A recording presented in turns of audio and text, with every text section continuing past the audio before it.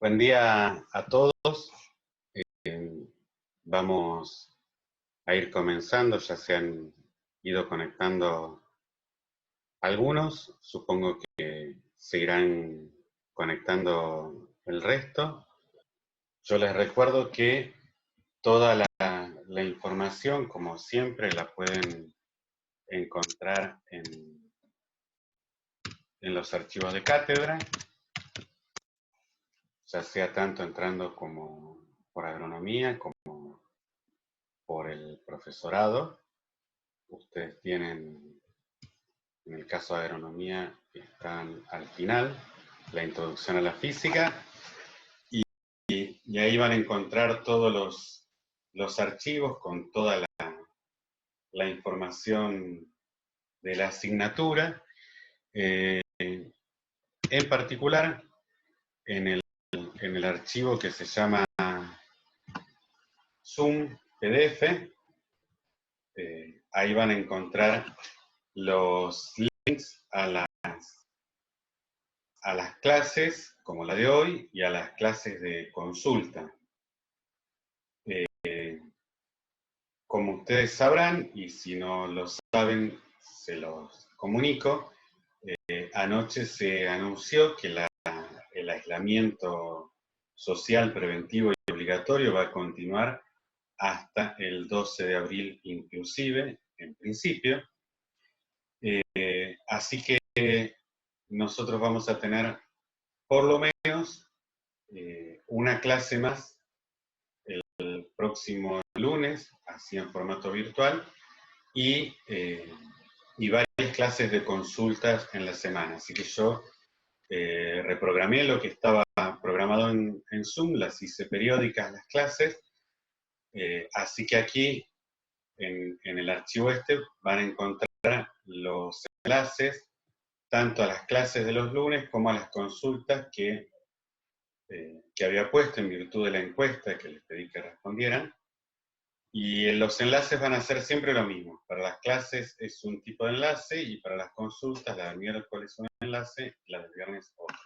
Y se repite el enlace para cada situación, ¿sí?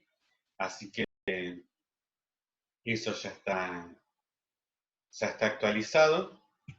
Así que sepan entonces que la clase del próximo lunes va a ser virtual y los miércoles a las 14 y los viernes a las 9 vamos a tener clases de consulta virtuales también. Bien, también como siempre tengan presente que están los libros aquí en los archivos de cátedra, los libros que vamos a usar, que los pueden bajar de ahí o abrir directamente con los enlaces que aparecían en este archivo de información general. Aquí no me lo abre. Bueno. En ese archivo tienen los links para abrir directamente el libro en el buscador si tienen que mirar con el celu y no tienen espacio para bajarlo y demás, lo pueden hacer con eso. También recuerden que tenemos un canal de YouTube donde se han ido subiendo tanto las clases, la primera clase que fue grabada, como las clases de consulta. Y también hay listas de reproducción con videos que les sirven como complemento, como un poco otra mirada, otra forma de explicar a las cosas que uno explica en las clases. Así que había complementos de la clase 1 y ya están los complementos de la clase 2. Y para la tarde de hoy, estimo, voy a subir el video de la clase de hoy. Además, hay suscripciones a canales de donde yo he ido sacando las listas de reproducción que ustedes también pueden consultar si quieren ver otra forma de explicar las cosas. Bien. Recuerden que la práctica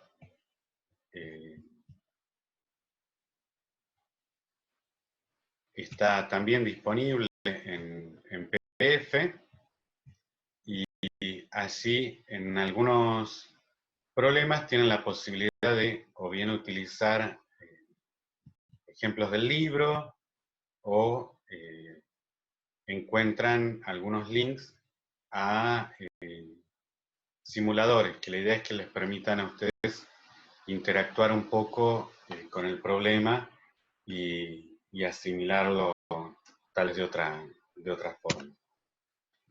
¿Qué más les tenía que decir? Bueno, creo que más o menos estamos. El tema de la clase de hoy tiene que ver con avanzar con el concepto de fuerza y especificar algunas de las fuerzas que vamos a ir viendo, como ser el peso, la fuerza normal, rozamiento y las fuerzas elásticas. Esto lo encuentran en los libros sugeridos del curso, en los capítulos y secciones allí indicados. Y déjenme recordarles que si ustedes quieren tener en el celu todas las clases con los links al Zoom y los temas que se van a tratar, pueden ingresar en este enlace y los va a llevar a este calendario, el cual ustedes pueden incorporar al calendario de su celular, y ahí van a tener, por un lado, toda la programación original de las clases, como estaba previsto, y además están las clases que tienen el enlace al Zoom, como tenemos previsto entonces, hasta el 12 de abril, inclusive, que está extendido el aislamiento social. Bien, yo miro el machete a ver si me olvidé de decirles algo. Sí, un comentario que lo vamos a volver a reforzar después, y es que más allá de las clases de consulta, por ahí tienen alguna duda de cómo resolvieron el problema o les surge alguna duda fuera del horario de las clases de consulta y lo quieren consultar, lo que ustedes pueden hacer es sacarle una foto al problema que ustedes resolvieron y nos la mandan por email al email de la asignatura, que es el introfisfaa@gmail.com, y ahí nosotros con Rui, que es el ayudante de la asignatura, lo miramos y les iremos respondiendo, ¿sí?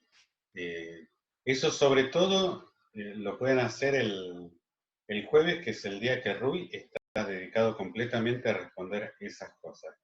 Pero además el resto de los días ambos lo miramos ese email, así que nos pueden consultar.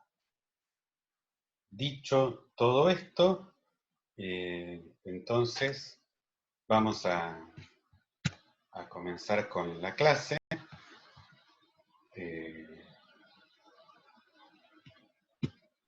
Acá vamos a poner esto. Yo creo que si bajo esto lo saco y ustedes solo ven la pantalla.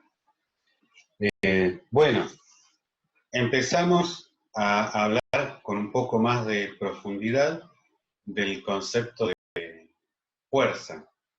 La semana pasada habíamos definido, la anterior en realidad, habíamos definido la fuerza simplemente como un vector.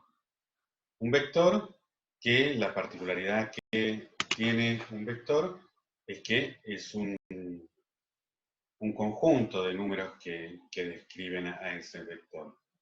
¿Por qué?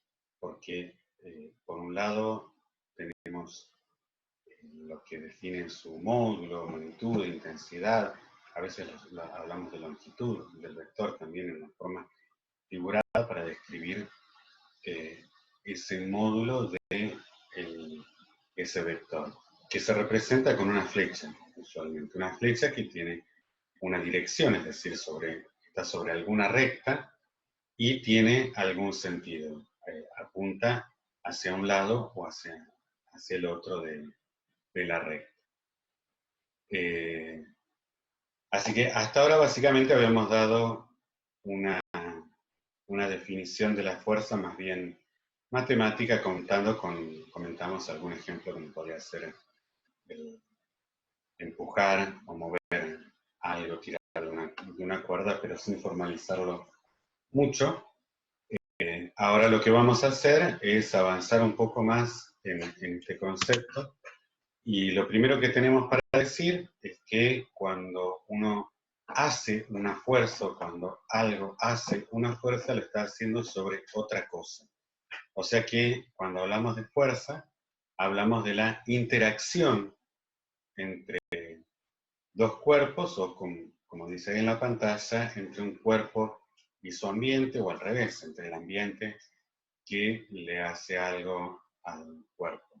¿Sí? Nosotros habíamos visto la semana pasada que empujábamos algo o atábamos una soga y tirábamos de algo. Entonces ahí uno le estaba haciendo algo a otra cosa. Ese es el nivel de interacción. Ahora bien, en particular, lo que vimos la semana pasada, y es lo que caracteriza un gran número de tipos de fuerzas, son fuerzas de contacto, porque uno o sujetaba una cuerda para tirar, o se apoyaba y empujaba, o agarraba alguna cosa. Ese es un gran grupo de fuerzas. Ahora, también existen fuerzas que se llaman de campo, de largo alcance o de acción a distancia. Son fuerzas en las cuales no es necesario que haya una interacción, un contacto entre un cuerpo, un objeto y otro, para que se transmita una fuerza. Así que veamos un poco en detalle cuáles son esos dos tipos de fuerzas. Y déjenme decirles de pasada, para completar, que las fuerzas se miden en una unidad que se llama Newton. Y ahora, avanzando un poquitín en la clase, vamos a ver con un poco más de detalle de dónde surge esta unidad. Bien, entonces, los tipos de fuerzas que tenemos son fuerzas de contacto y fuerzas de campo o de acción a distancia. Como ejemplos de las fuerzas de contacto, tenemos la fuerza elástica, por ejemplo, que ahí está ejemplificada con un resorte que se está estirando.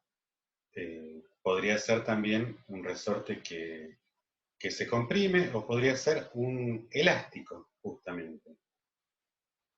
También, otro ejemplo es la fuerza de tensión, que es cuando uno tiene algún tipo de cuerda, soga, de cadena, la cual al estirarse y justamente tensarse, permite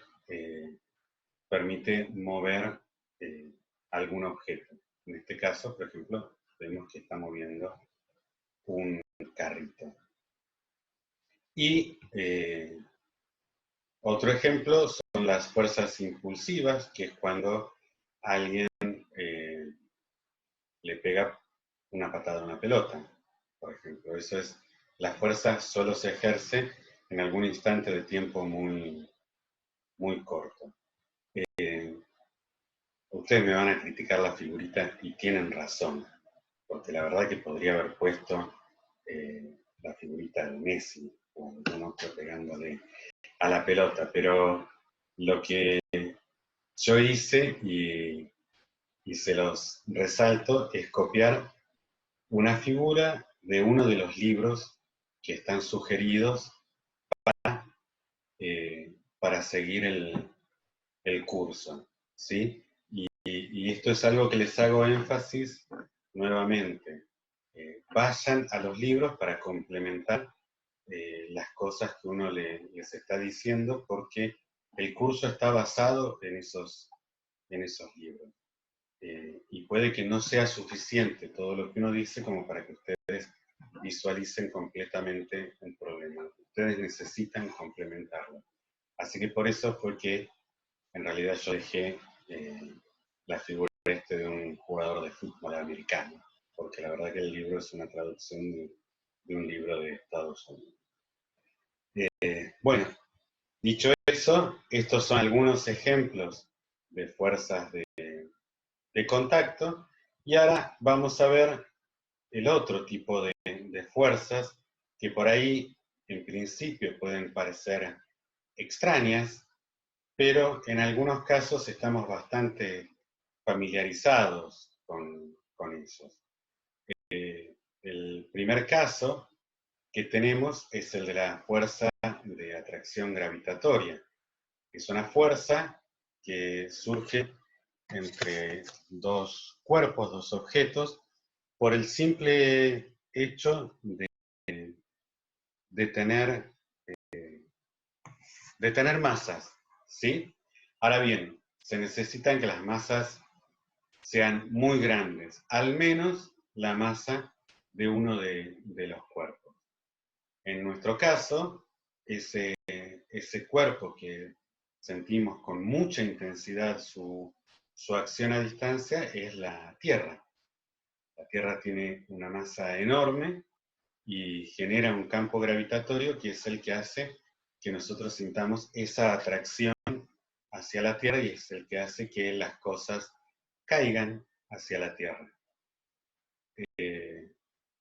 Ahora también existen las fuerzas gravitatorias de otros objetos.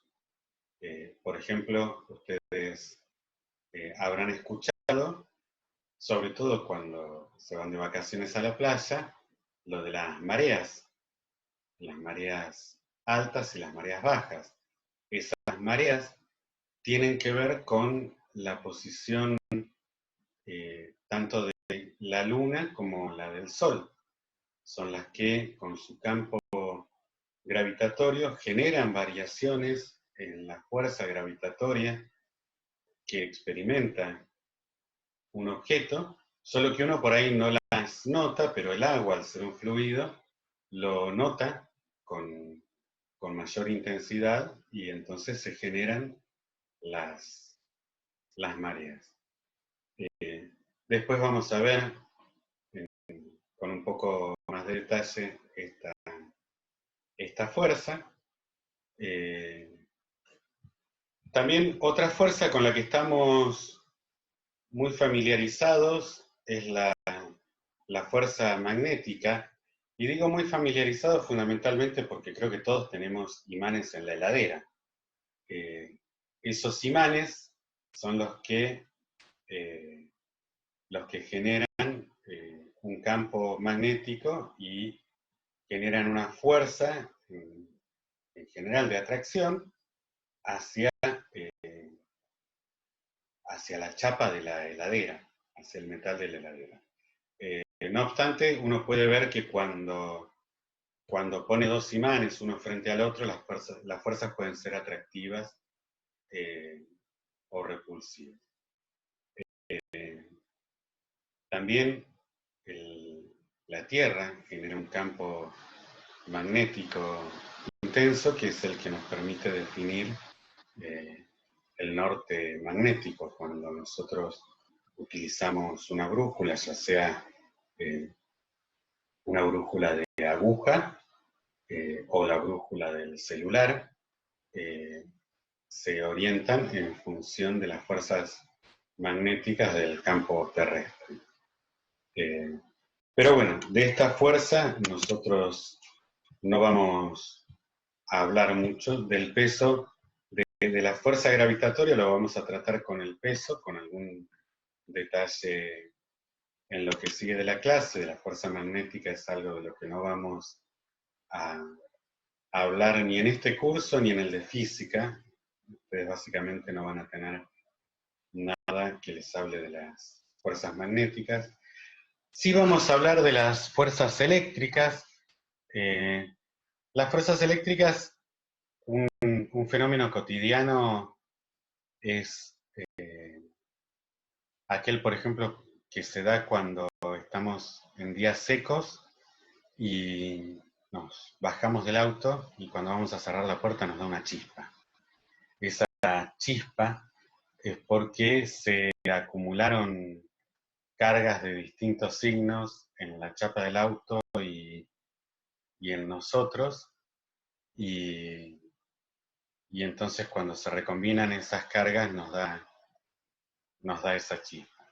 Lo mismo es cuando frotamos una lapicera sobre una lana y agarramos un pedacito de papel o de telgopor. Esa es una manifestación más cotidiana, más simple de las fuerzas eléctricas. En nuestro caso lo vamos a ver como los fenómenos de electricidad, las corrientes que corren por los circuitos y hacen encender una lamparita o generan calor a través de una resistencia. Pero todo eso, junto con lo que tiene que ver con las fuerzas impulsivas, en particular los choques, lo vamos a ver en física en el próximo curso, ¿sí? En este curso, las fuerzas que sí vamos a ver van a ser, entonces, como fuerzas de campo vamos a ver el peso, y como fuerzas de contacto vamos a ver la fuerza elástica que comentamos, la de tensión, también vamos a ver la fuerza normal o de reacción, la fuerza de roce y el empuje.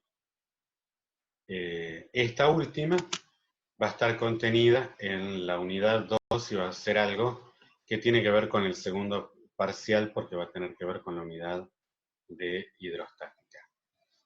En este primer parcial van a estar incluidas estas 5 fuerzas y definiciones que surjan a partir de estas fuerzas y demás. Bueno, la idea entonces ahora es ir avanzando y desglosando un poco estas fuerzas y viendo algunos ejemplos de ellas. Así que para comenzar, vamos a comenzar con el peso. No les comenté, pero por ahí, si no lo saben, esta caricatura, esta figurita, lo que está recreando es lo que cuenta la historia, que fue Sir Isaac Newton en los jardines de Cambridge, el que, pensando en estas cuestiones de la gravedad, se dio cuenta de lo que ocurría en realidad, de lo que era la fuerza de gravedad, estando debajo de un manzano, y cuando se le cayó la manzana en la cabeza, se dio cuenta. Eso es lo que dice la historia. Obvio que no es todo tan repentino. Kepler, algunos años antes, había estado estudiando mucho el movimiento de los planetas y sacando algunas conclusiones respecto de las órbitas y las periodicidades, y fue el conjunto de todo ese conocimiento el cual Newton consiguió resumir en la fuerza de gravitación universal, que es la que permite describir el movimiento de todos los planetas, de toda la galaxia y de todo el universo. Es una ley muy fuerte, que en nuestro caso la vamos a ver en una versión súper simplificada, en la cual va a estar limitada, restringida a la superficie de la Tierra. Para empezar a hablar de peso, primero tenemos que definir el concepto de masa. Masa, entonces, lo vamos a definir como la propiedad de un objeto que especifica cuánta resistencia presenta un objeto para cambiar su velocidad. Esa es la definición estricta de masa. La definición de masa tiene que ver con un concepto inercial, dinámico, porque va a ser la cantidad que nos va a decir cómo va a responder un objeto cuando se le aplica una fuerza, cómo va a responder al movimiento. En este curso de introducción a la física, nosotros no vamos a ver cosas en movimiento, no vamos a ver cinemática, no vamos a ver la dinámica de objetos en movimiento, vamos a ver todas situaciones en equilibrio. No obstante, no quería dejar de definirles la masa tal cual corresponde. Sin embargo, tal vez una definición que nos permite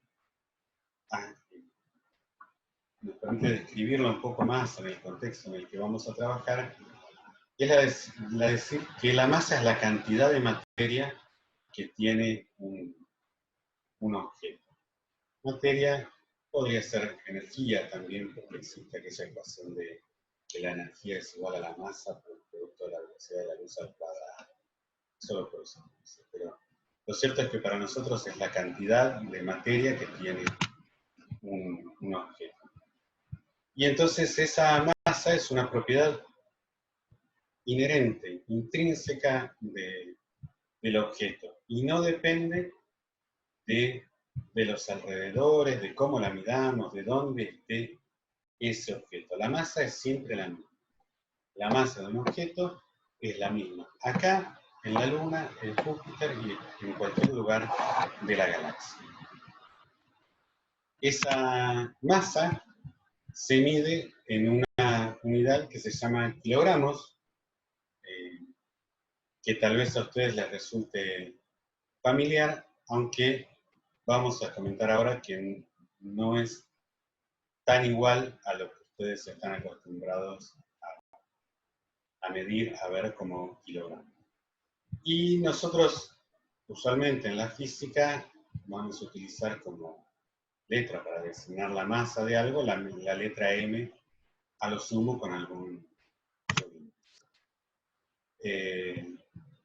esta definición de masa en kilogramos se corresponde con el sistema internacional, y esto se los comento porque existen otros sistemas y algo vamos a ver en la próxima diapositiva. Y esto es una cuestión de extrema importancia. La masa es una magnitud escalar. Recuerdan que la clase anterior definimos la magnitud escalar como una magnitud que se describe tan solo con un número. Entonces, la masa de algo va a ser de 3 kilos, 4 kilos, 5 kilogramos, y lo que fuese, pero va a ser solo un número. Esto es algo muy importante a tener en cuenta. Y es muy importante tener en cuenta que la masa no es el peso. Eso hay que tenerlo bien en claro. Bien. Definida la masa, vamos entonces a hablar del peso. El peso, ahora sí, es la fuerza ejercida sobre un objeto por la atracción de la Tierra. Es una fuerza el peso. Eso es muy importante tenerlo en cuenta. Nosotros lo vamos a llamar peso, pero estamos hablando de una fuerza, y es un vector. Como vector tiene dirección y tiene sentido. Esa dirección va a ser siempre sobre la vertical y el sentido va a ser siempre hacia abajo. Quiero decir hacia abajo, hacia el centro de la Tierra. Siempre. El peso va a ser una fuerza que actúa sobre la vertical, apuntando hacia abajo. Y lo que vamos a ver es que el módulo del peso es proporcional a la masa del objeto. ¿Qué quiere decir esto? Que hay una constante de proporcionalidad que en el caso de la superficie terrestre es de 9,8 y sus unidades son metros sobre segundo. Y acá hay dos cosas que les quiero comentar y aclarar. Por un lado, es que este valor corresponde a la superficie terrestre.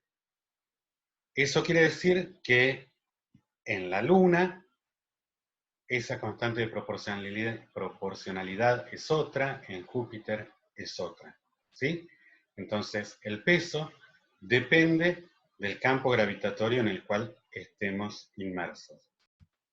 Y por otro lado, les comento respecto de metros por segundos al cuadrado, que se refiere a la parte dinámica que estábamos comentando al definir la masa, y que es el que va a tener que ver con cómo varían la velocidad de los objetos en este campo. Pero es algo que no nos vamos a adentrar, ¿sí?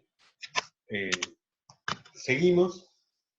El peso se mide en newtons, que es la unidad que habíamos dicho en la cual se miden las fuerzas, y en general vamos a usar la letra P. Como diría el profesor que estaba antes en la asignatura, no se nos cae una idea a los físicos, porque la verdad es que usamos para la masa M, para el peso P, como que no tenemos mucha creatividad para designar a las magnitudes de física. Bueno, esta definición, como les decía, también, como les decía hoy, corresponde también al sistema internacional de medidas. Usualmente nosotros en lo cotidiano no usamos estas unidades, pero son las que se deberían usar. Hay una cuestión de cultura, una cuestión social que hace muy difícil cambiar estas costumbres. Bueno, y resumiendo entonces, el peso de un cuerpo, la magnitud del peso, la podemos escribir como el producto de la masa por la constante de proporcionalidad, que ustedes van a encontrar que se llama constante gravitatoria, se la llama constante gravitacional, se la llama aceleración gravitacional, gravitatoria o de la gravedad, o a veces, hasta como en un abuso de lenguaje, se la llama simplemente gravedad. Así se dice, sí, es la gravedad. Bueno, esa es la forma de calcular el peso de algo. Entonces, como les dije, este peso va a depender de en qué campo gravitatorio nosotros estemos. Entonces, el peso es una fuerza que va a cambiar dependiendo de en el lugar en el que nos encontremos. Si vamos a la Luna, las cosas van a pesar más. Si vamos a Marte, van a pesar menos. En la Luna van a pesar menos, en Marte van a pesar menos, en Júpiter van a pesar menos. ¿Sí? Y eso tiene que ver con la masa de los planetas. A modo de ejemplo, muy trivial, supongamos que tenemos un objeto de masa de 3 kilogramos, queremos saber cuánto pesa, entonces, Y bien, lo que tenemos que hacer es el producto de la masa, 3 kilogramos, por los 9,8 metros por segundos al cuadrado, y eso nos da entonces 29,4 kilogramos metros sobre segundos al cuadrado. Y como sabíamos, el peso se mide en newtons, así que eso tiene que ser 29,4 newtons, de lo que resulta entonces que un newton es igual a 1 kilogramo por metro sobre segundo al cuadrado. Habíamos llegado entonces al punto en el que íbamos a comentar si existían otros sistemas de unidad, y lo cierto es que sí, claro que sí. Uno con el que estamos muy familiarizados es el sistema técnico, es un sistema ya antiguo y uno podría decir obsoleto, sin embargo las costumbres hacen que se usen. Y este sistema técnico mide el peso en kilogramos fuerza, y justamente es el peso que se usa en la Argentina. Cuando dice que algo pesa 1 kilo, en realidad lo que estamos diciendo es que pesa 1 kilogramo fuerza, o equivalentemente pesa 9,8 newtons. ¿Sí? ¿Por qué seguimos usando el kilogramo fuerza si internacionalmente está acordado el sistema que se usa para intercambiar bienes y servicios es el sistema internacional? Bueno, por costumbre, porque sería muy, muy difícil tener esa asociación, esa correlatividad, y ir a pedir a la carnicería 9,8 newtons de carne picada, ¿no? Como todavía Sí, son ¿me carnes traes? muy fuertes. Por ejemplo, en otros países, como ser el Reino Unido, está el sistema imperial, donde se utiliza la libra. Ahora, por ejemplo, en Colombia, por alguna cuestión que desconozco, pero también se usa la libra, y la gente va a la carnicería y pide 1 o 2 libras de carne, ¿sí? Así que, por un lado está lo que el uso y la costumbre hace, y por el otro está lo que formalmente se trabaja. Nosotros vamos a trabajar entonces con los Newton, con el sistema internacional. Eso no quiere decir de que ustedes no se vayan a cruzar en sus vidas profesionales con otros sistemas, y bueno, ustedes encontrarán los libros en internet, las tablas de conversión para esos sistemas. ¿Sí? En definitiva es eso, sepan que existen otros sistemas. El que nosotros utilizamos es el sistema técnico, y es el que mide la balanza cuando uno va a la farmacia o cuando uno pesa algo. Por ejemplo, acá tenemos una balancita digital. Fíjense que abajo, por aquí, tiene la unidad que dice kilogramos. Es una balancita china, pero quédense tranquilos que la compramos en septiembre del año pasado, y ya hacía algún tiempo que estaba en Argentina, así que no hay posibilidades de que tenga coronavirus. De todas formas, sean conscientes de la importancia de respetar el aislamiento por una cuestión de salubridad, de salud pública. Ustedes van a leer en muchos casos que el índice de mortalidad es muy bajo y que no justifica lo que se está haciendo. Sin embargo, tiene un potencial de contagio altísimo y unas posibilidades de agravamiento importante, y el problema no está en la probabilidad de muerte directa por el coronavirus, sino en la dificultad de brindar atención médica necesaria, ¿sí? Entonces, sean cuidadosos con eso.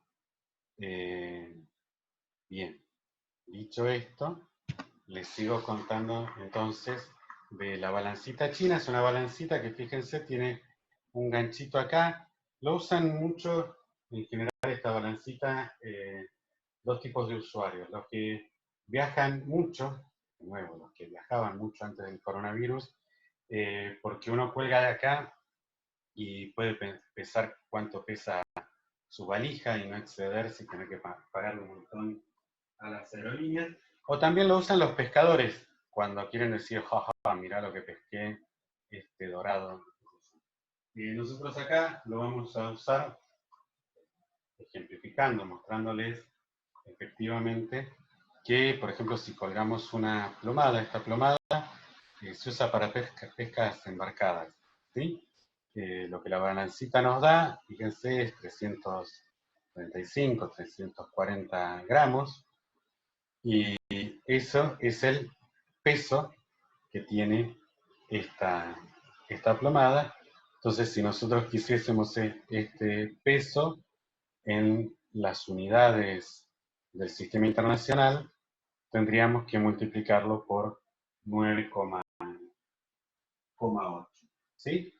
Obviamente, si yo me llevo esta balanza a la superficie de la Luna, no va a pesar, no me va a dar el mismo valor, me va a dar un valor menor, y esa es la razón entonces por la cual decimos que esto mide el peso y no la masa de algo. Bien, bueno, entonces ustedes ya son expertos en masas y pesos, así que ahora avanzamos volvemos a la pantalla esta de acá. Ustedes son expertos en masas y pesos, así que ahora vamos a avanzar con la siguiente fuerza que íbamos a hablar, que es la fuerza normal o la fuerza de reacción. Esta fuerza es justamente la que aparece como reacción a la fuerza que un objeto ejerce sobre una superficie. Ahí tenemos el ejemplo de una manzana sobre una mesa. Esa manzana tiene un peso que está simbolizado con esta flecha roja que apunta hacia abajo, y en la interfaz entre la manzana y la mesa aparece una flecha azul hacia arriba que está representando esta reacción. Es importante mencionar que la reacción es siempre perpendicular a la superficie sobre la que se ejerce la fuerza, y el punto de aplicación es la interfaz entre la superficie. O sea, siempre está entre las dos superficies, ahí aplicada y de manera perpendicular a esa superficie. Acá está un poco más detallado. Por ejemplo, supónganse que tienen esta caja de madera apoyada sobre alguna superficie. Esa caja tiene una fuerza que es el peso, que acá está simbolizado con esa letra F sub G, y entonces aparece la normal en la superficie, que separa esta caja respecto de donde está apoyada, la normal hacia arriba. ¿Sí? Y la pregunta es, ¿cuál es la magnitud de la fuerza normal? Bueno, la magnitud de la fuerza normal es igual a la magnitud de la fuerza total aplicada sobre la superficie. ¿Qué quiere decir eso? Pasamos, por ejemplo, a la camarita. Ahí tenemos 3 bloques. Si yo tengo me concentro en uno de los bloquecitos, yo puedo decir que este bloque tiene una fuerza, ahí, ahora se lo ve bien, tiene una fuerza peso que será de alguna magnitud y estará apuntada hacia abajo. Como reacción a esa fuerza peso, entonces vamos a tener una fuerza normal que aparece en la interfaz y que tiene la misma magnitud que la fuerza del peso. ¿Sí? Y lo mismo podría dibujar con los otros bloques. Ahora bien, ¿qué pasa si yo coloco un bloque encima del otro? Bueno, podemos decir entonces que este bloque también tiene un peso que apunta hacia abajo también. ¿Sí? Ahora bien, aquí abajo ahora vamos a tener una fuerza normal y, como dijimos, la magnitud de la normal va a ser la fuerza total aplicada sobre la superficie. Entonces quiere decir que sobre esta superficie tenemos el peso de este bloque y el peso de este otro.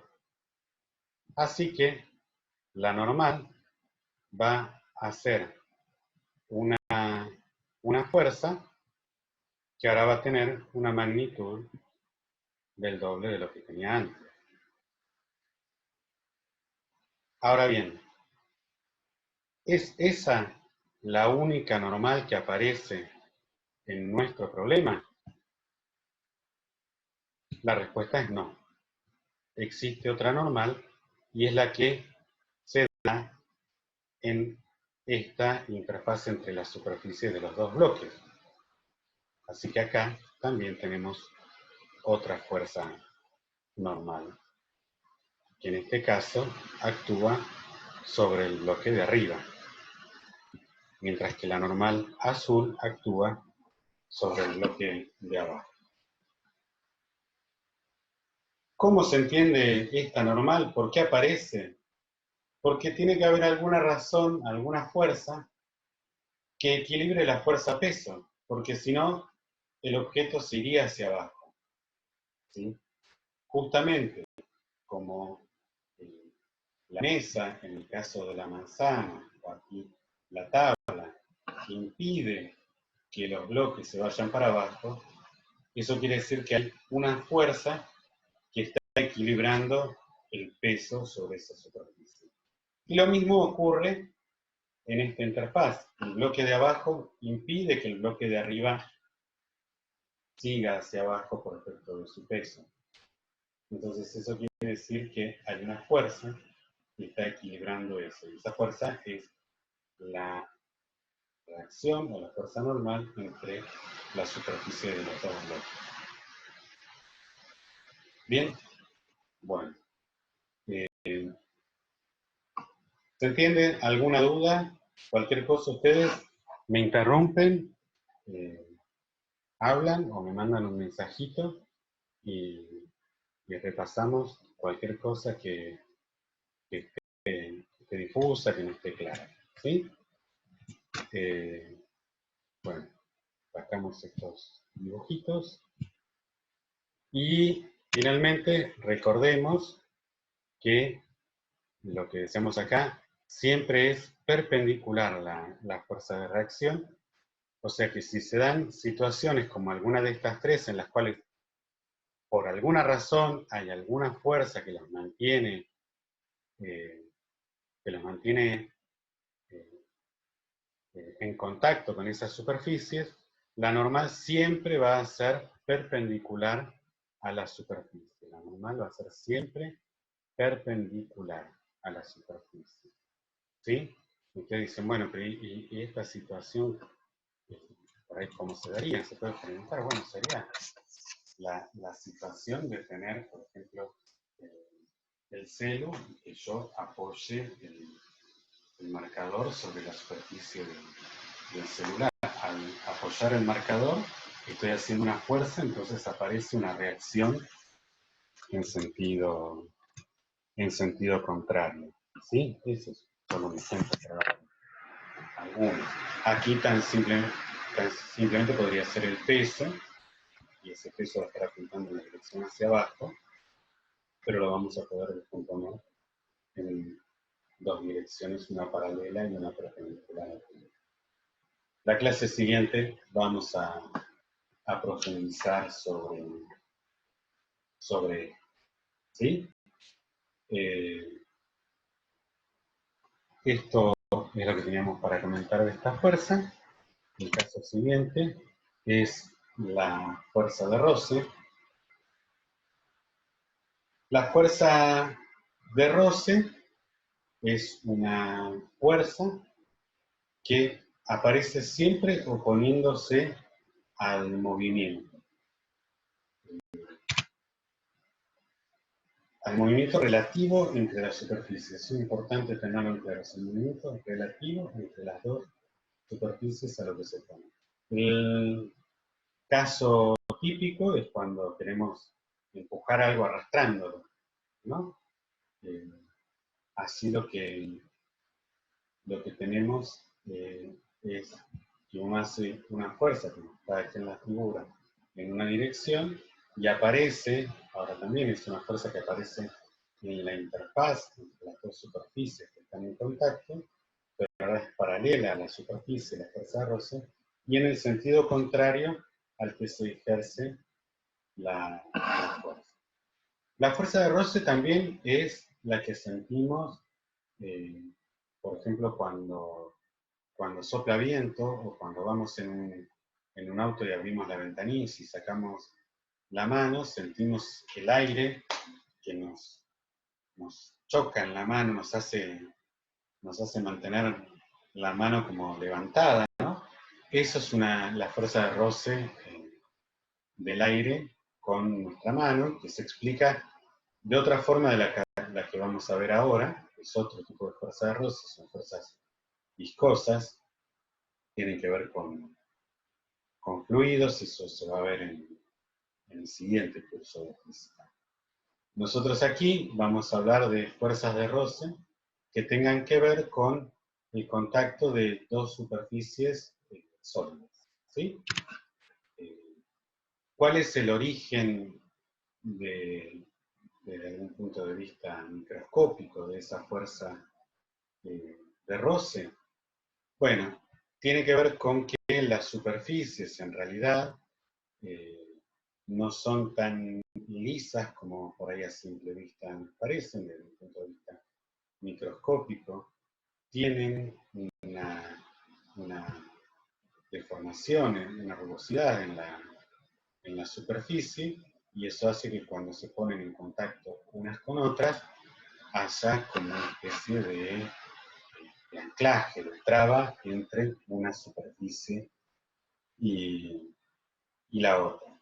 Entonces, ¿qué puede ocurrir cuando yo quiero mover un objeto? Empiezo a hacer una fuerza sobre él y si no hago mucha fuerza, el objeto no se mueve. Así que si yo hago fuerza y el objeto no se mueve, quiere decir que hay una fuerza de roce que es en sentido opuesto a la fuerza que yo estoy haciendo y que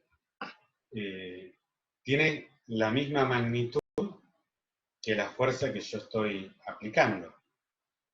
¿Por qué la misma magnitud? Porque al ser las dos fuerzas de magnitudes iguales, pero de sentidos contrarios, la suma es 0 y yo no estoy cambiando el estado de movimiento del sistema.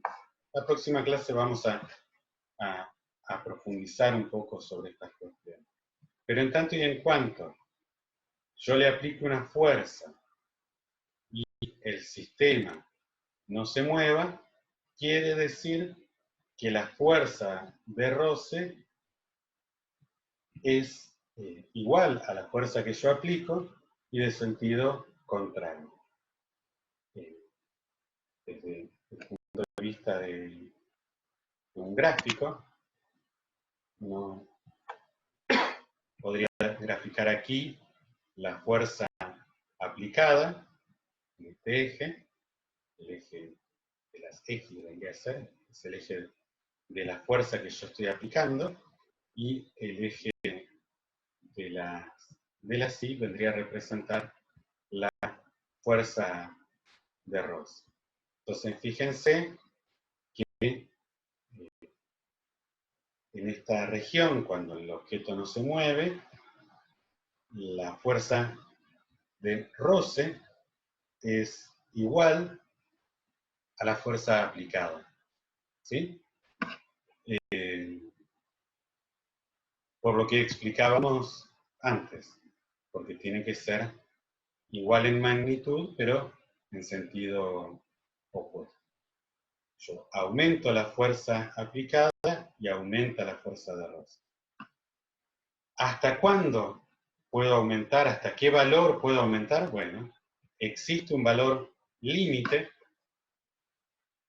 que es el valor de la fuerza de roce estática máxima, y se le llama estática porque en este caso la fuerza de roce no permite que el objeto se mueva, el objeto está quieto, y existe un valor que tiene que ver con un coeficiente de roce, que se llama coeficiente de roce estático, multiplicado por la magnitud de la fuerza normal. ¿Por qué la magnitud de la fuerza normal importa en esto? Bueno, porque como habíamos dicho, la fuerza normal es la reacción al peso. Entonces, en esta situación, por ejemplo, claramente la normal es igual al peso, entonces me va a decir cuán apretadas una con otra están estas superficies en contacto, ¿sí? Y por otro lado, este mu estático da cuenta de la rugosidad de las superficies. Entonces, si yo tengo superficies rugosas que están muy apretadas una con otra, me va a costar mucho más desplazarlas, ¿sí? Ahora bien, una vez que yo hago una fuerza ligeramente superior a esta fuerza máxima, que me lleva a la situación de fuerza de roce máximo, que es allí, en esa situación donde la fuerza de roce estática máxima toma este valor, si yo hago un poco más de fuerza, el objeto empieza a moverse, ¿sí? Y se ha verificado experimentalmente que cuando el objeto empieza a moverse, hay una fuerza de roce cinética, pero esa fuerza de roce cinética tiene una magnitud menor que la fuerza de roce estática máxima. ¿Cómo es esa magnitud? Bueno, es proporcional a un coeficiente de fricción cinética por el valor de la normal. Nuevamente, el valor de la normal es el que entra en juego. Entonces, vamos a ver un poco esta situación cualitativamente con el ejemplo de estos bloques que tenemos acá. ¿Sí? Acá hay unos bloques que tienen, para que los vean, tienen pegados dos tipos de lijas distintas, una más gruesa y una más fina, al revés, una más gruesa y una más fina, sí. ¿Lo dije bien? Entonces, estos bloques, lo que estábamos diciendo, la situación era esta. Si yo aplico una fuerza, no se mueve, si aumento la fuerza no se mueve, y en algún momento la fuerza es mayor y se mueve. Lo mismo va a ocurrir, yo pongo este bloque de un lado o del otro, tengo que aplicar más o menos fuerza para moverlo. Una forma de ejemplificar esto, esta variación de la fuerza, va a ser ponerlo sobre un plano en el que podemos levantarlos. ¿Por qué? Porque recuerden siempre que el peso apunta hacia abajo. Pero si nosotros descomponemos este peso en una componente perpendicular y en una paralela al plano, en la medida que vamos aumentando la inclinación del plano, empieza a aumentar la magnitud de la componente del peso en la dirección paralela al plano. Entonces, de alguna manera, estamos mostrando cómo se aumenta de forma continua la fuerza sobre el bloque. Entonces, a medida que yo voy subiendo este plano inclinado, voy aumentando el valor de la fuerza-peso sobre el bloque. Pero el bloque no se mueve. ¿Qué quiere decir eso? Que al mismo tiempo va aumentando el valor de la fuerza de roce, de fricción, en el sentido opuesto. ¿Sí? Yo sigo aumentando, y esto no se mueve. Hasta que en algún momento esto se va a empezar a mover. ¿Sí? ¿Se ve? Ponemos el otro bloque. Este otro bloque, lo mismo.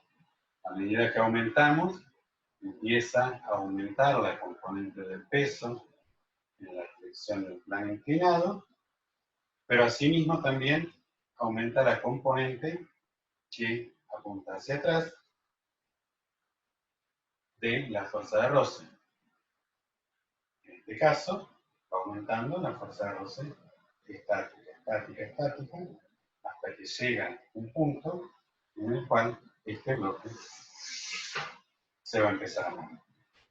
Y ahí actuó la fuerza de roce cinética, ¿sí?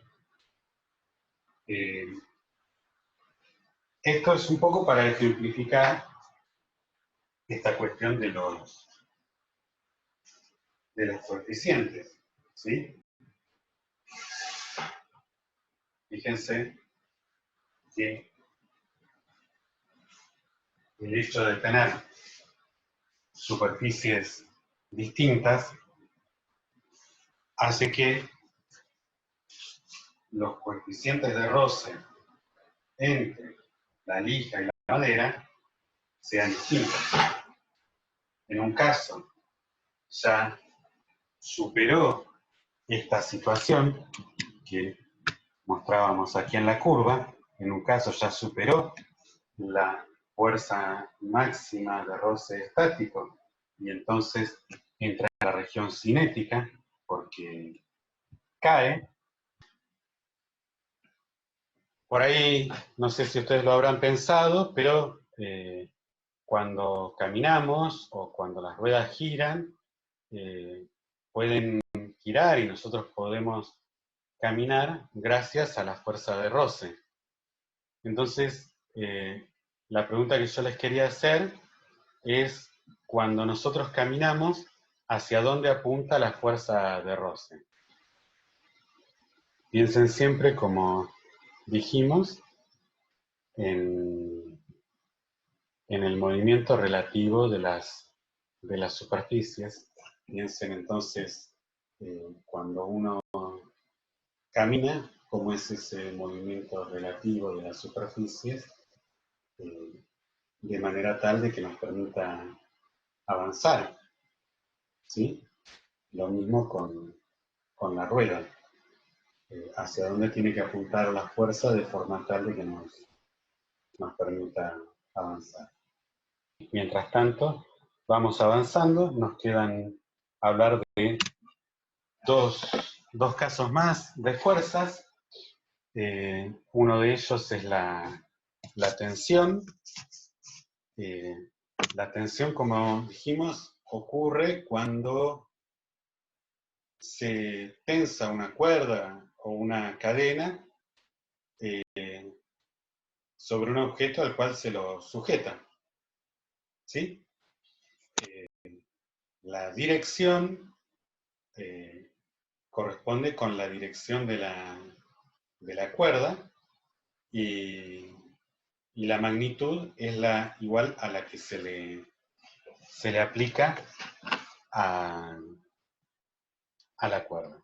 Nosotros lo que vamos a descartar en este curso es el peso de las cuerdas o de las cadenas. Para nosotros va a ser algo que une bloques sin peso y que en muchos casos se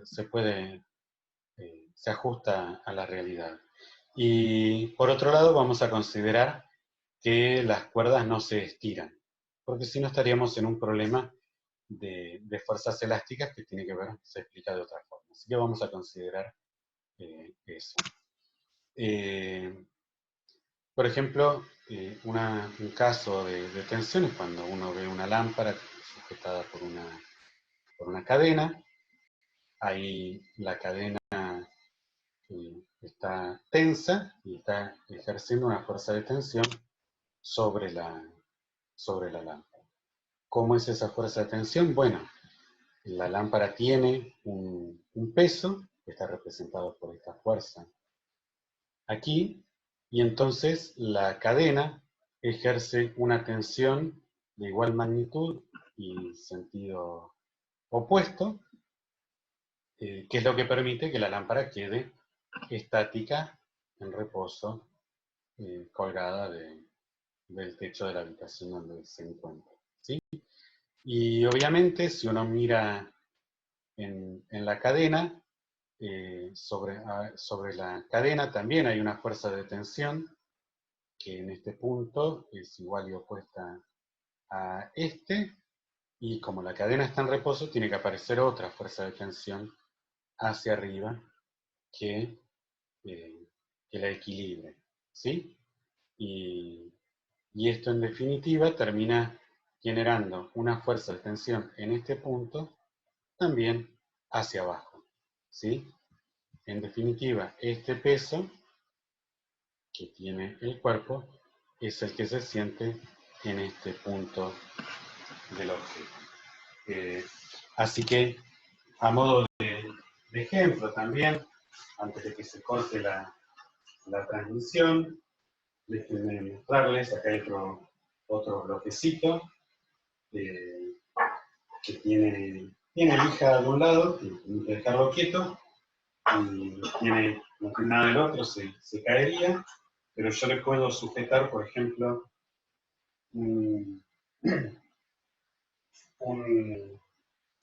una cuerda que pasa por una polea y tiene una plomada, acá también una plomada para pescar, esta más plomada de río, ¿sí?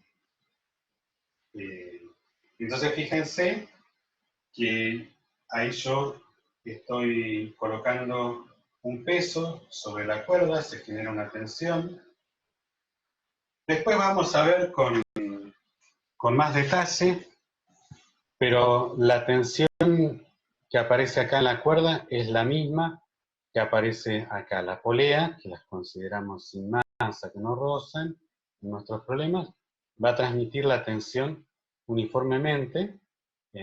Al cabo de 2 o 3 clases lo vamos a justificar con con más detalle esa cuestión. Entonces esa tensión se transmite acá y le genera una tensión al cuerpo de manera tal de que no caiga, ¿sí? O sea, que está equilibrando al peso, ¿sí? Si no está esa tensión, el espejo se cae, y aquí con la tensión del objeto no se cae. Y puedo variar la tensión, fíjense, que si yo ahora le pongo otra plomada, ahí lo que estoy haciendo en este caso es duplicar el peso que estoy colocando, o sea que estoy aumentando la tensión sobre la cuerda, pero el sistema aún se mantiene en equilibrio, porque lo está equilibrando la fuerza de roce que aparece en la superficie. Se está tratando de subir por el efecto de... ¿sí? Entonces la tensión puede variar en una cuerda dependiendo de cuánto sea el peso que yo le estoy colocando a la cuerda. Vamos retomando entonces la clase. Ya estamos en el último caso que vamos a considerar, y es el de la fuerza elástica. Como les comentaba al principio, esta fuerza surge cuando se quiere deformar un resorte, ya sea estirándolo o comprimiéndolo, o cuando tenemos básicamente un elástico. Ahora bien, claro, esta fuerza se puede aplicar, tiene un comportamiento como el que vamos a estudiar, dentro de un cierto rango de magnitud. Creo que todos sabemos, por alguna otra razón, por ahí de chicos jugando con resorte, lo hemos estirado y lo hemos roto, ¿no? O sea, si uno tiene un resorte como este y lo estira demasiado, lo deforma y ya no vuelve a la situación original, ¿sí? Lo que nosotros vamos a estudiar es el caso de pequeñas deformaciones, ya sea extendiéndolo o comprimiéndolo, en el cual no alteremos sus propiedades, ¿sí? Así que lo que nosotros vamos a definir como fuerza elástica es esa fuerza restauradora que aparece cuando se estira o comprime un resorte y tiende a mantenerlo con su longitud inicial. De nuevo, eso lo hemos experimentado cuando nosotros queremos estirar el resorte, sentimos que nosotros hacemos una fuerza hacia allá, pero hay una fuerza en el otro sentido que tiende a querer mantener el resorte en la situación original. Lo mismo cuando lo queremos comprimir, ¿sí? Nos cuesta, tenemos que hacer fuerza hacia adentro y resulta que hay una fuerza hacia afuera que tiende a mantenerlo en la misma situación. La dirección de la fuerza es justamente en la dirección de ese estiramiento que uno está haciendo, de ese desplazamiento que está teniendo del extremo del resorte. Y vamos a ver que la magnitud es proporcional al resorte. Como formalizando, esquematizando lo que estamos diciendo, supongamos que tenemos un resorte que está fijo en uno de sus extremos, sujeto a una pared, podría ser, a algún material, y del otro extremo nosotros queremos tomar ese extremo y estirarlo una distancia X. Entonces lo que va a ocurrir es que nosotros vamos a tener que hacer una fuerza que va a ser proporcional al estiramiento, al desplazamiento que estemos realizando del resorte. ¿Sí? Este desplazamiento X es proporcional. Y va a haber una constante de proporcionalidad que va a depender de las características del resorte. ¿Sí? ¿Eso qué quiere decir? Que para estirar una dada magnitud, vamos a tener que hacer distintas fuerzas según las propiedades del resorte. O al revés, si aplicamos la misma fuerza, vamos a conseguir distintos estiramientos según las características del resorte. ¿Sí? Y el resorte siempre va a tender a generar una fuerza restauradora que lo que va a hacer es que cuando dejemos de aplicar esta fuerza externa, el resorte va a volver a su condición inicial. Entonces vamos a poner un poco más gráficamente el problema. Yo, aprovechando el corte, ahora cambié la distribución de este plano inclinado que teníamos y lo puse de frente porque así le colocamos unos tornillitos y pudimos colgar entonces unos resortes, y estos resortes nos van a permitir ejemplificar un poco lo que estábamos hablando. Fíjense que estos resortes están colgados y no tienen ningún peso puesto sobre ellos. Fíjense que en el extremo tienen son de un alambre y tienen una forma de gancho, y ahí uno le puede colocar unos pesos.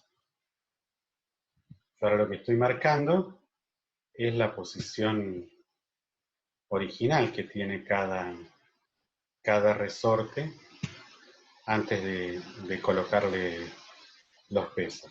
Y fíjense que son resortes distintos. A ver, déjenme acercarles a la cámara, por ahí en esta lo van a ver mejor. Son resortes de alambre, ¿sí? Tienen pelusa y tienen un ganchito que es donde le vamos a colgar las distintas pesas, y cada resorte tiene un grosor de alambre, un grosor del enrosamiento. Entonces, yo ahora si no rompo nada, pero moví la cámara y se me movió toda la referencia que les había puesto. A ver. Voy a tener que poner todas las líneas de nuevo y tratar de moverme sin tocar nada. Aquí, entonces, estaba la posición del primer resorte sin estirar. Acá está la del segundo, el tercero y el cuarto.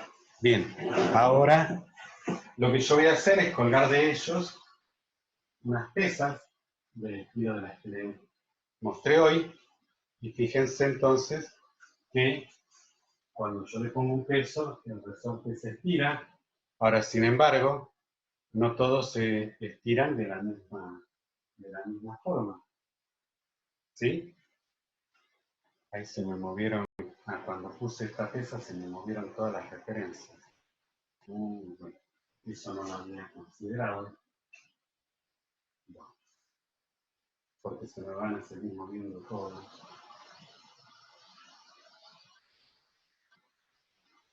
Y pensé que ese segundo resorte casi no se estiró. Este se estira bastante. Y este otro más chico se estira muy poco. ¿Sí? Lástima, no consideré bien que se me iba a cambiar la referencia, así que no lo podemos medir, porque lo que yo quería hacer era mostrarles, aunque creo que se notan, que todos los resortes, dependiendo de sus propiedades, se estiran de manera distinta, más allá de lo que se bajaron. Fíjense que estos dos resortes, que tenían más o menos la misma longitud, se estiraron distintos con la misma pesa. Por otro lado, tenemos otros dos resortes que también tenían la misma longitud y con las mismas pesas también se estiraron en una cantidad distinta. Así que esto es una materialización, es una forma de visualizar que cada uno de estos resortes tiene una constante de proporcionalidad que se llama constante del resorte, K, que tiene que ver con sus propiedades. ¿Sí? Eso es lo que finalmente les quería mostrar. Y ahora lo que debería ocurrir es que si yo saco todas las pesas, todo esto vuelva a su situación original. ¿Sí? Se me envió un poco la cama. Ustedes sabrán entender que uno tiene que improvisar los lugares de las clases. Y por eso es que por ahí hay una pequeña diferencia entre la condición inicial y la final. ¿Sí? Pero es más por el colchón que se me hundió que porque estos hayan cambiado su longitud y hayamos salido de la condición elástica. Bueno, esto era todo lo que tenía para mostrarles, y no sé si ustedes tienen alguna pregunta al respecto de lo que fue en particular esta clase, alguna duda que les haya quedado, que yo les pueda evacuar. Los problemas con los que vamos a trabajar para esta clase arrancan en el 7 y llegan hasta el problema 14, hasta ese problema con lo que vimos hoy. Ustedes lo pueden hacer. Recuerden que nos podemos comunicar con el email de la cátedra, introfisfaa@gmail.com. A través de ese email ustedes pueden hacer todas las consultas que quieran, nos pueden mandar fotos de los problemas que hayan planteado para evacuar dudas si están bien planteados, si arribaron bien al resultado. Los resultados en las prácticas no están, y es a propósito, para que ustedes por un lado se concentren en el planteo y en cómo desarrollar el problema, no vayan persiguiendo un numerito, y por otro lado para que ustedes nos consulten. Nosotros estamos para eso, para acompañarlos a ustedes en el proceso de aprendizaje. Priscila Morena me pregunta si podría hacer un ejercicio para saber cómo plantearlo. Podemos ir a un libro como para que ustedes vean un ejercicio y muchos más de cómo se plantean, de forma tal de que ustedes los empiecen a plantear y después vemos si los plantearon bien. Fíjense, de acuerdo a la planificación de la asignatura, la clase de hoy podrían encontrar cosas en el capítulo 4.4 y en la sección 4 del capítulo 4, en la sección 3 del capítulo 5, por ejemplo, del CIAS. Así que vamos al Sears, y vamos a ir a la sección, por ejemplo, 5.3 de fuerzas de fricción. Esto lo hago de paso como para que ustedes vean cómo manejarse con la información que uno les da. Aquí está explicada las fuerzas de fricción, explica los diferentes detalles. Hay un gráfico similar al que yo les mostré hoy, y están analizadas todas las situaciones. Y fíjense, acá hay un ejemplo que lo podemos leer y comentar. Vamos a agrandar un poco más hacer zoom sobre esto para que se vea un poco más de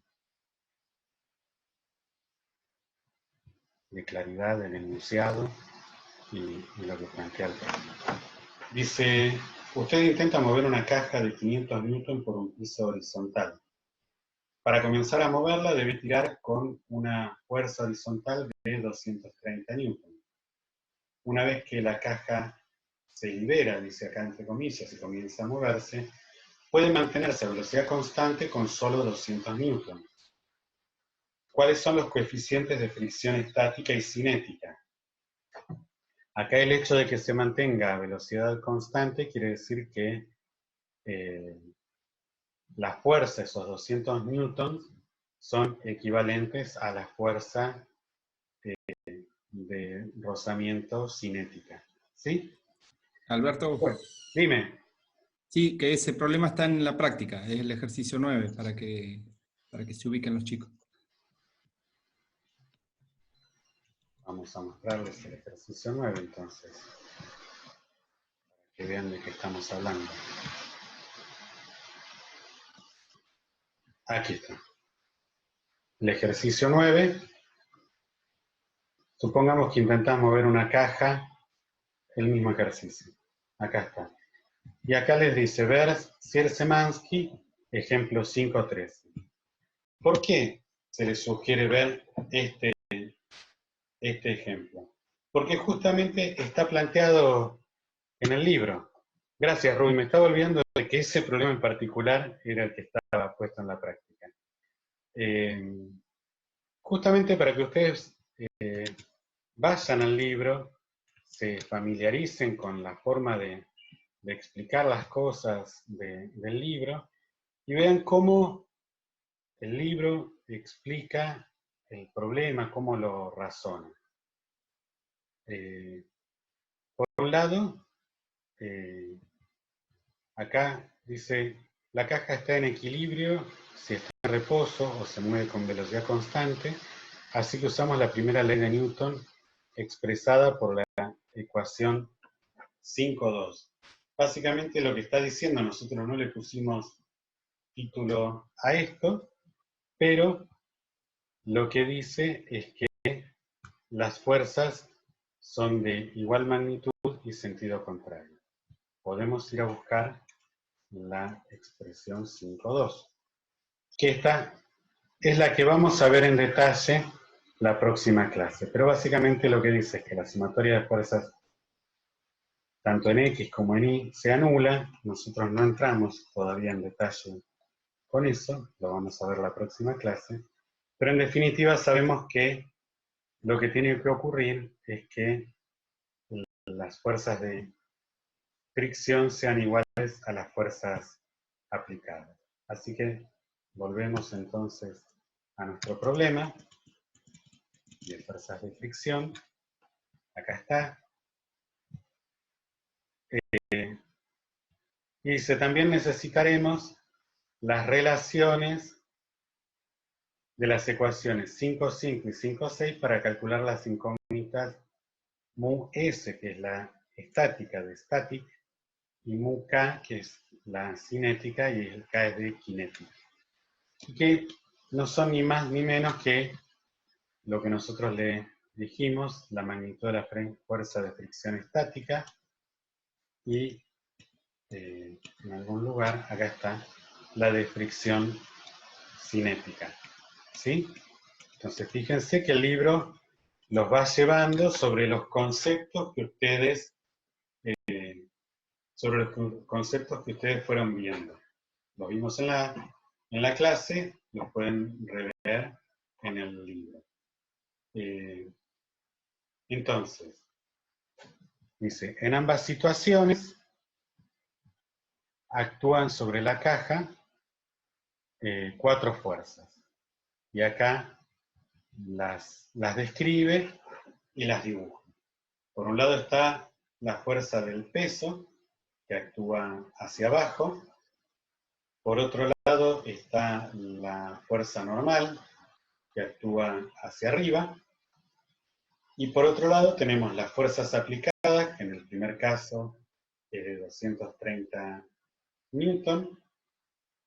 Y está la fuerza de roce estática máxima, que la equipara. Y en el otro caso tenemos la fuerza aplicada de 200 newton y está la fuerza de roce cinética que la equipara. Entonces, luego viene a cualquier lado.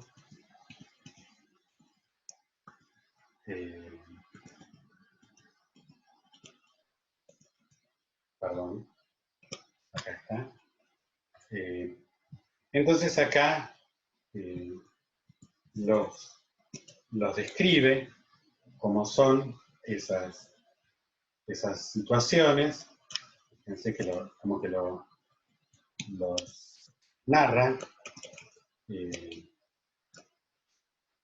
donde dice la figura 5A y 5B se muestran en el diagrama del cuerpo libre en un instante antes de que la caja comience a moverse y cuando la fuerza de la fricción estática tiene su valor máximo posible. ¿Sí? Es mu-s por ns, lo que comentábamos hoy en la figurita que veíamos en la clase cuando veíamos el caso de la fricción. ¿Sí?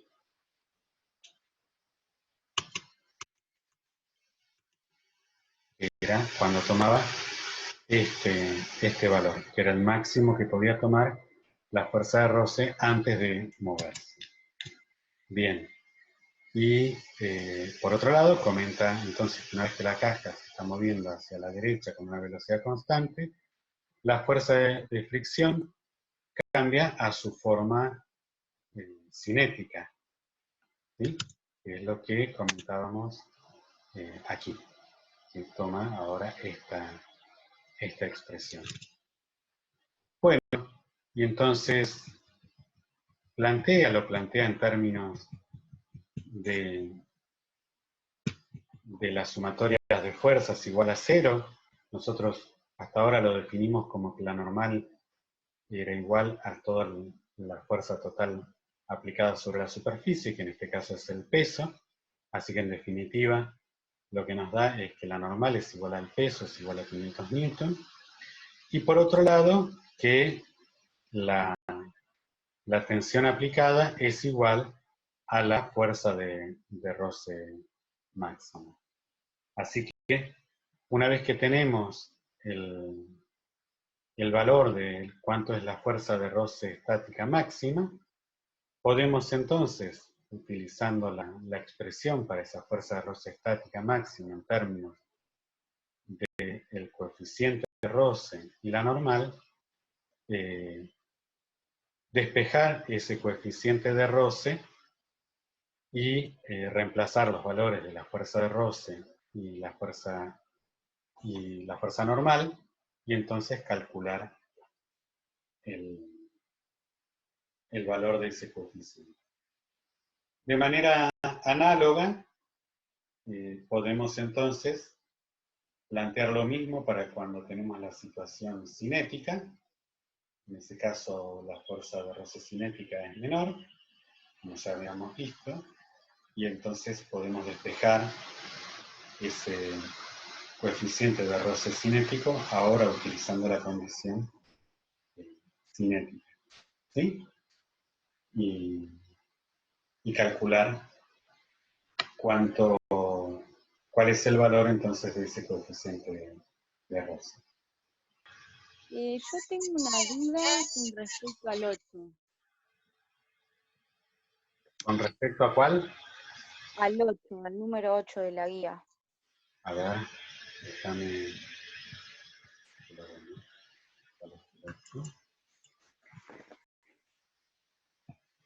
Sí, un ladrillo de masa M está sobre una madera de masa M minúscula. Sí, ambos están apoyados sobre una mesa. Pide que se dibuje un diagrama del cuerpo libre del ladrillo, identifique cada fuerza que actúa sobre él. Después un diagrama del cuerpo libre de la madera, identificar cada fuerza que actúa sobre ella. Y identificar todos los pares de fuerza, acción-reacción en el sistema ladrillo-madera-mesa. Sí. Y calcular una expresión para la reacción de la mesa. Sí, dime.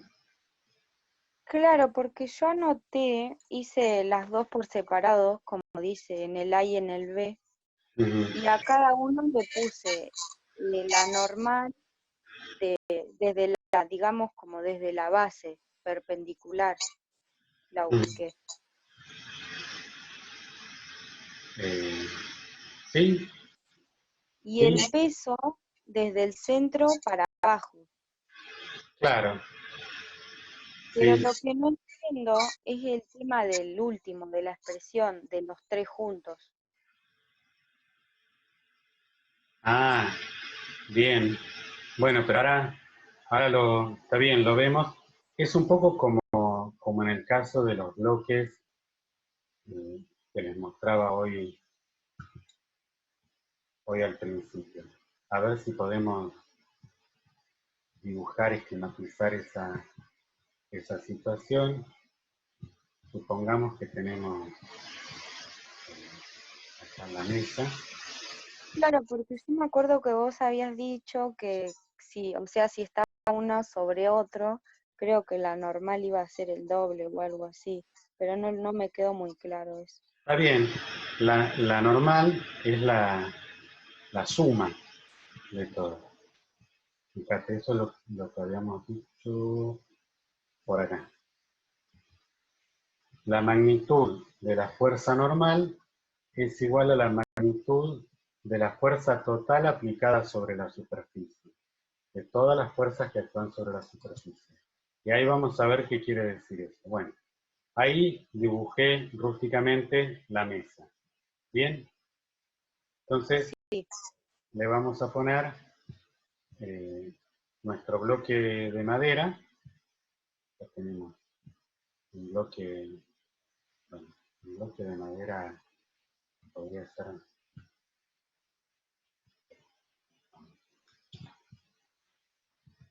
bloque de madera. Ahí está, lo hacemos marrón. Y le ponemos arriba un ladrillo. ¿Sí? Ahí estamos Sí. representando todas las situaciones. Entonces, el enunciado nos pide primero que consideremos las fuerzas que actúan sobre el ladrillo, ¿no? Sí. Bueno, a ver si yo lo puedo... No me deja copiar. Entonces, sobre el ladrillo, que está apoyado sobre la madera, voy a dejar sobre el ladrillo que está apoyado sobre la madera, actúa, por un lado, el peso, como vos decías,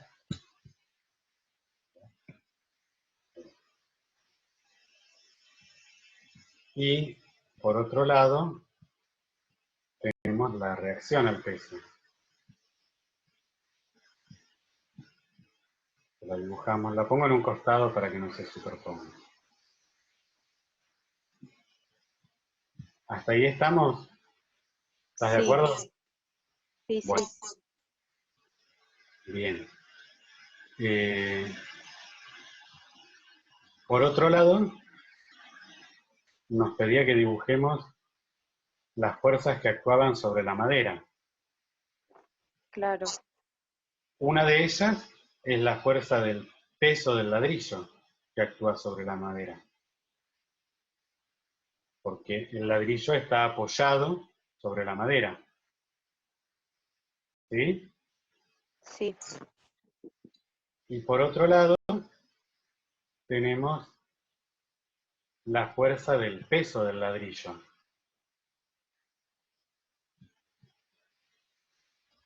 ¿Sí? Es otra fuerza que actúa sobre el ladrillo. Ahí, le tendría que haber puesto otro color porque no se nota. Acá, vamos a dibujarlo así.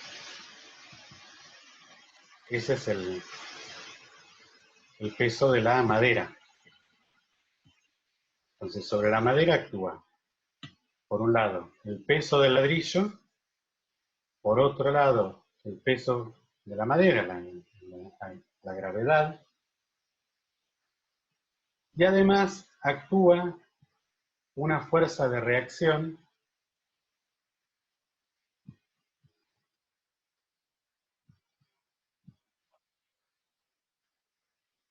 que tiene que ver con la superficie entre la madera y la mesa.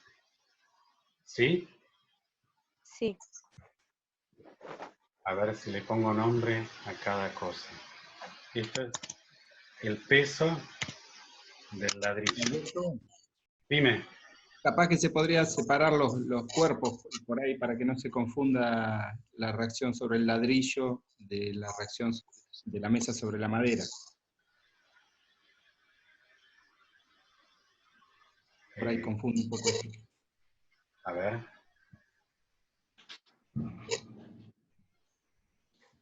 Algo así, a ver si estoy haciendo lo que vos sugerís. Estas serían las fuerzas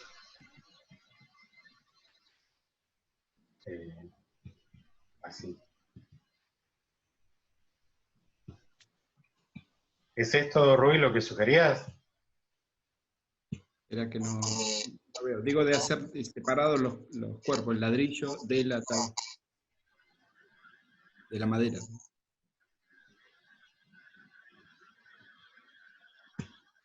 Eso, sí.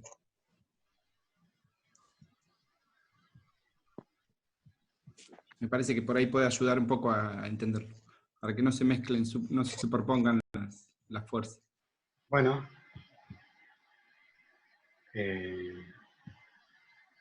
acá tenemos el peso de la madera. Camila, ¿se entiende el cambio que hice? Sí, sí. Entonces la madera tendría 3 fuerzas. Claro, ahí vamos. Exactamente. Peso del ladrillo y acá ponemos la reacción y esto es de la superficie ladrillo madera.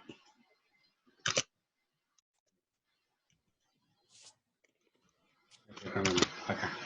La reacción de la superficie ladrillo madera y acá vamos a poner la reacción de la superficie madera mesa.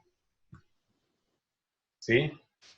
Sí, PL es el peso del ladrillo, PM es el peso de la madera y la reacción es la reacción de la mesa de la madera con la mesa. Ahora fíjate que yo la grafiqué con una longitud mayor, una magnitud mayor esta reacción y no es por nada.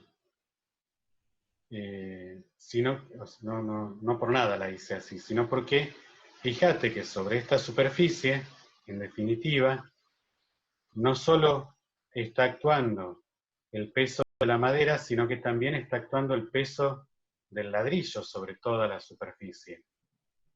¿Sí? Porque tenemos apoyadas las dos cosas.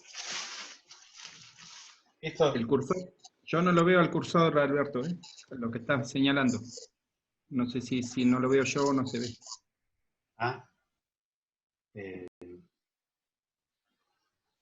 Camila, ¿vos ves el cursor?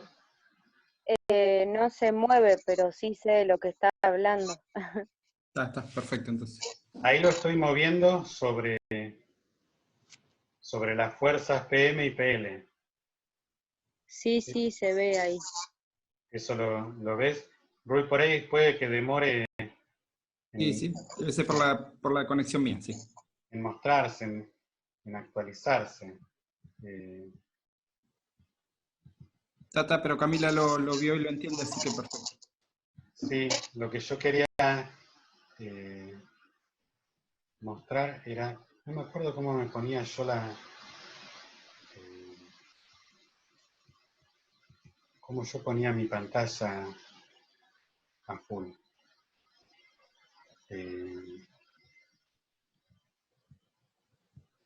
A ver. Bueno, ahí está. Lo que quería mostrar era lo siguiente, Camila. Cuando uno tiene un bloque en la mano, siente el peso del bloque. Y cuando uno le pone otro bloque, siente en la mano el peso de los dos bloques. Así que eso es lo que está sintiendo la mesa cuando tiene tanto la madera como el ladrillo encima. Y entonces la reacción que tiene es la reacción a las dos fuerzas, no solo a la fuerza del peso de la madera, sino a la fuerza del peso del ladrillo que tiene encima. ¿Sí? Vuelvo entonces a la pantalla, ¿no? A lo que tenía acá. Entonces, lo que tenemos que considerar es que, como decíamos, el valor de la reacción es la magnitud de la fuerza de reacción o fuerza normal, es la magnitud de la fuerza total aplicada sobre la superficie. Entonces, lo que vamos a tener es que esta fuerza de la reacción de la madera sobre la mesa va a ser igual en magnitud a el peso de la madera más el peso del ladrillo. ¿Sí? Ese sería el resultado del problema. Esa sería la expresión con la mesa, ladrillo y madera. Claro, exactamente. Claro. ¿Sí? Bueno, sí, porque yo estaba confundida también con la fuerza de roce, pero no está ahí. Por eso No, preguntaba. en este problema no entra la fuerza de roce porque nosotros no estamos explorando ninguna situación en la que se le aplique alguna fuerza lateral al bloque. Claro. ¿Sí? Simplemente están apoyados y entonces por el hecho de estar apoyados, las fuerzas que aparecen son, por un lado, por el hecho de tener masa, por el hecho de ser algún objeto con masa y estar en el campo gravitatorio de la Tierra, tiene peso. Pero además, el hecho de apoyarlo sobre una mesa y el apoyarlo el ladrillo sobre la madera que está sobre la mesa, hace que aparezcan fuerzas de reacción sobre ello. ¿Sí? Esa es la idea. ¿Bien? Bueno, gracias, profe. Bueno, por nada, no. Cualquier otra duda. Pero la teoría yo me había pasado, que me pasó de que no entendí muy bien el tema del coeficiente estático y cinético, eso como que no entendí la diferencia. entre los dos. Bien, en principio hay dos situaciones de la fuerza de roce. Una situación es cuando se aplica una fuerza y el objeto se mueve, y cuando se aplica una fuerza pero el objeto no se mueve. ¿Sí? Sí. Cuando el objeto no se mueve, hablamos de una fuerza de roce estática. Esa fuerza de roce, en principio, tiene una magnitud igual a la fuerza aplicada. ¿Por qué? Porque es simplemente una fuerza suficiente para que el objeto no se mueva. ¿Sí? Entonces, si uno tiene un objeto sobre una superficie y le aplica una fuerza y ese objeto no se mueve, quiere decir que aquí en la superficie hay una fuerza en sentido contrario de igual magnitud. ¿Sí? Ahora, yo voy aumentando la intensidad de esa fuerza. Aumento, aumento, aumento, hasta que en algún momento esto se empieza a mover. ¿Sí?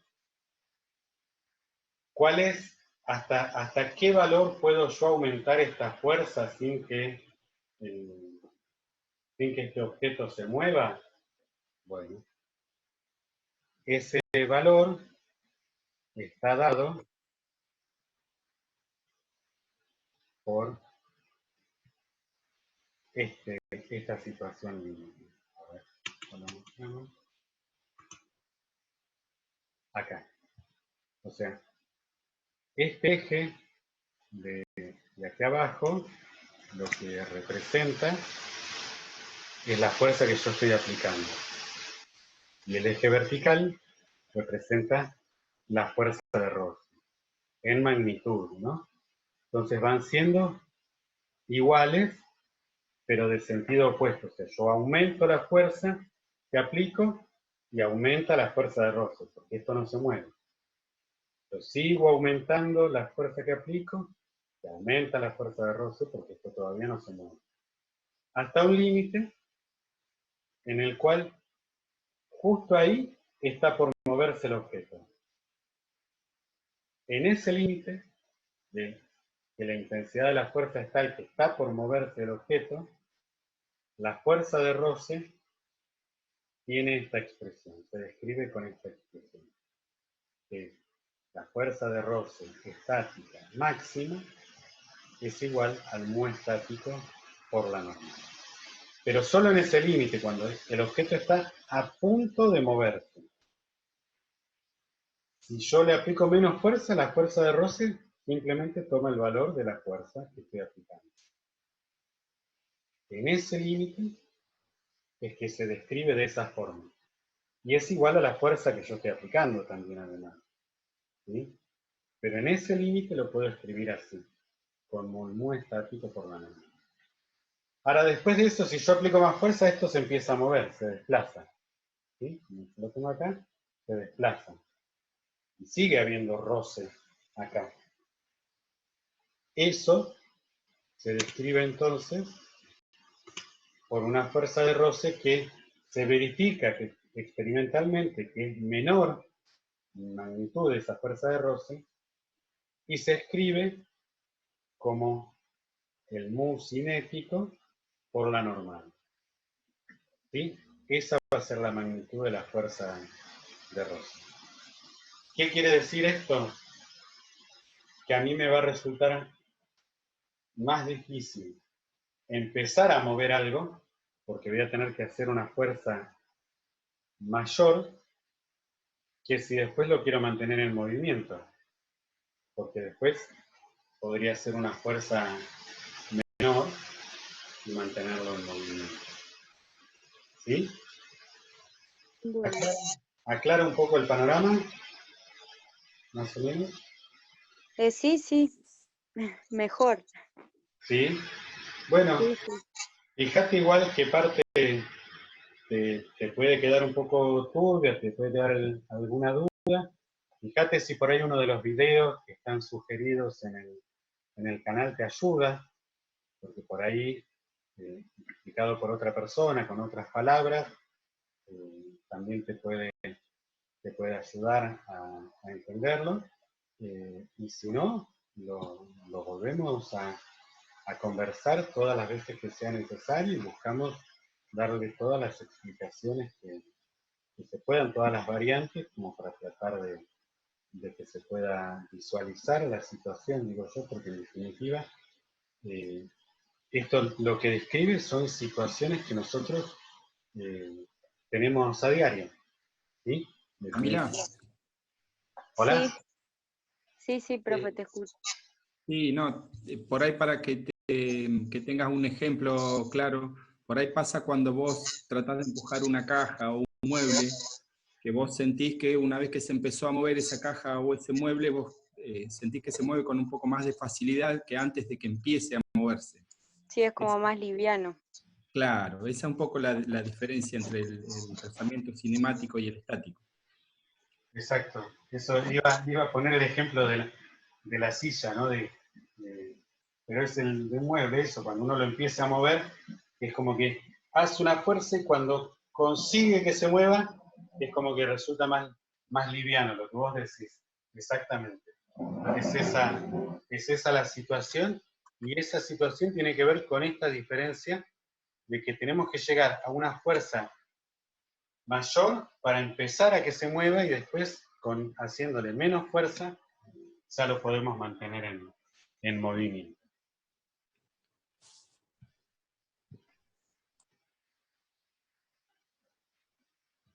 Bueno, profe, gracias. Bueno, por nada entonces, ya nos quedan 4 minutitos, si se les ocurre alguna pregunta más. Y si no, nos estaremos viendo el miércoles y nos mantenemos en contacto por email. ¿Sí? El enlace o sea, el número del ID es el mismo. Claro, a lo que yo reprogramé los enlaces para que se repitan las clases los lunes, las consultas los miércoles y los viernes. El enlace son todos los mismos. Hay un enlace para la clase de los lunes, un enlace para las consultas de los miércoles y otro enlace para las consultas de los viernes. Bueno. Bien, estamos en contacto entonces. Ya nos desconectamos, ¿sí? Que tengan Bueno, un buen profe, día. igualmente. Adiós. Saludos, estamos en contacto. Adiós.